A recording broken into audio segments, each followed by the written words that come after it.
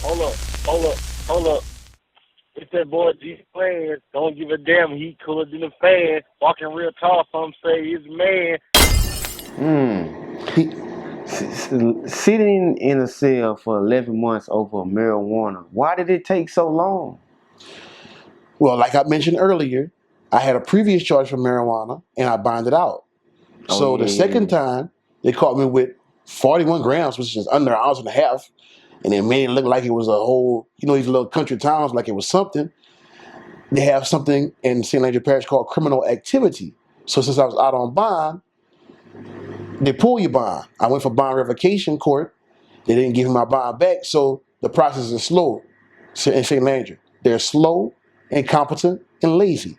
So every 3 months, they kept resetting it. And with certain people, that'll break you if you're not used to that, to where when they'll throw a plea at you, you just cop out. Instead of just waiting your time and get credit for time served, or actually beating your case, getting it dismissed. Because who wants a conviction of anything on their record? So sometimes it's just good to be patient. So you had a plea, Yeah, I had a plea. I had a plea. man. You had a plea, but you didn't take it. I didn't take it. At the end, I took the plea, which put me on probation for 3 years. But if I'd have just been patient a little more and took it to trial, because a lot of parishes or counties, for whoever watching this, are scared to take it to trial because it costs so much. It costs money, so they're not going to take a weak case to trial. I should have taken it to trial, but I've been there 11 months, almost a year. I'm like, my case weak. They know I had it from jump, and not to mention the first time when they arrested me, the cops was dirty. So when they took me out of the car, they hit me in the head with a pistol.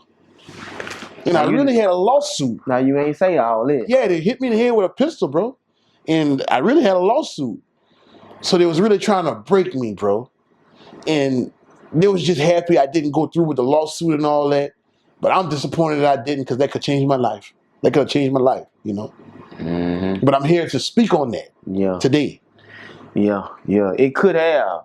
Now, you would have won it, but you probably would have had to move Yeah, most definitely had to move. because it wouldn't. You winning in this parish, however much money you would have got, you would have been harassed. It would have been that you wouldn't have been able to do a lot of different things.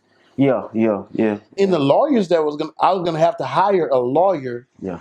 from out of state and pay the traveling fee, because the lawyers in the area, you don't want to get that type of lawyer to sue the judicial district of this area. I didn't. They all in cahoots, and they was telling me things like, "You want to be the criminal side, then file a civil case when you should file the civil." It sound more. It sound better to me. File the civil, and then you file a civil, it'll make them drop the criminal. But they all in cahoots. We're in a dirty system, bro. And Louisiana is really corrupt. Us as black people, we need to stick together and not be distant and bound together, bro. So we stand for something. Yeah. Because divided we fall, together we stand. And if we don't stand for anything, we fall for anything. We can't just keep letting these people do anything to us. We need to stand together. People have lost family members behind the smallest things. Mothers is crying. Aunties and mothers, brothers are losing brothers. We all need to stick together in this time of day and push our race farther. I think we can't. We a few steps backwards from our ancestors. We need to move forward. I agree. I most definitely agree.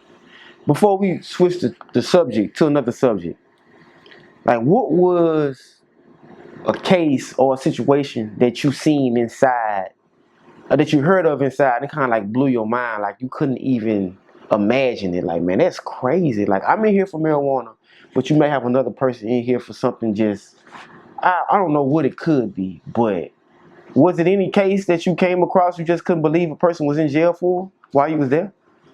It's two cases I want to speak on. Okay. They got guys, homeless people that's just catching cases just for a place to stay. And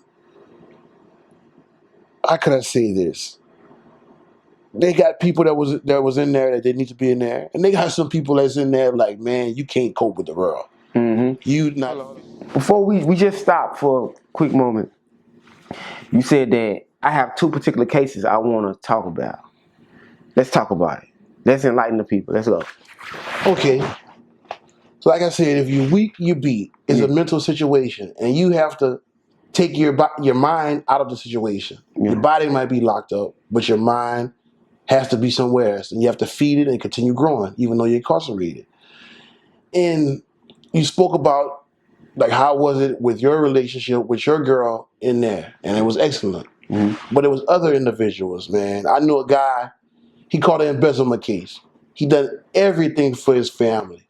Got a second job. He was a marketer. He was a videographer. He was a mechanic. Worked numerous jobs. Made sure. Uplifted his girlfriend. Poured in her. They got married. But when he caught his time, you know, it's 25. It's 25 years.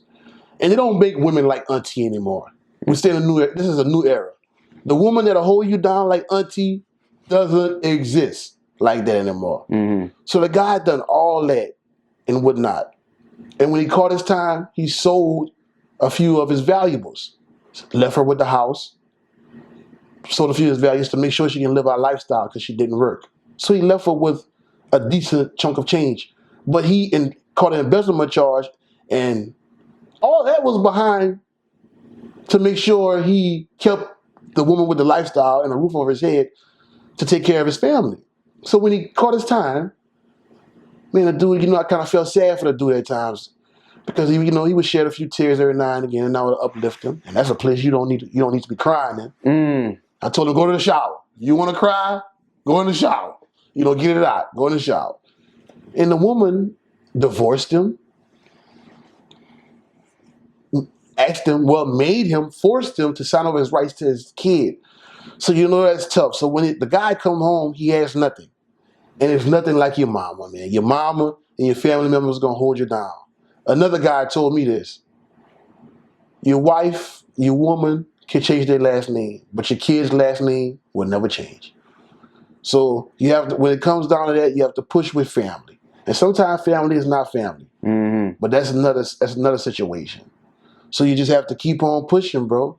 Keep on pushing. Dang, man. But I can't say one. I don't even want to experience that. And I think that's why, and I can admit this on camera, why I'm probably scared to get married in a sense too. Not saying it can't be a good thing, but I think I hear more horror stories than anything. Like a man is doing everything he can to please you, and you just leave, take all his stuff, and now he come back to society with nothing. And she probably don't even care. She don't even care. Dig this, bro. She wasn't even talking to him on the phone, nothing. She would go to his court date, start crying like what I'ma do. Like really, this man is facing 25 quarter. And you worry about what you're gonna do? You have freedom. That's enough to fulfill anything you need to do. Just be there to be this guy's support system to make sure he gets through it. And his best friend. That's what she left for? No, his best friend. Why'd you say? Oh, they'll do it. They'll do it. You heard Chris Brown? Yeah. You heard Chris Brown? Mm-hmm. They'll do it. His best friend, which was his boss, which is a preacher, was insisting that she divorce him and he move on with his life. The preacher, his best friend. Make it make sense. Man, that's bad.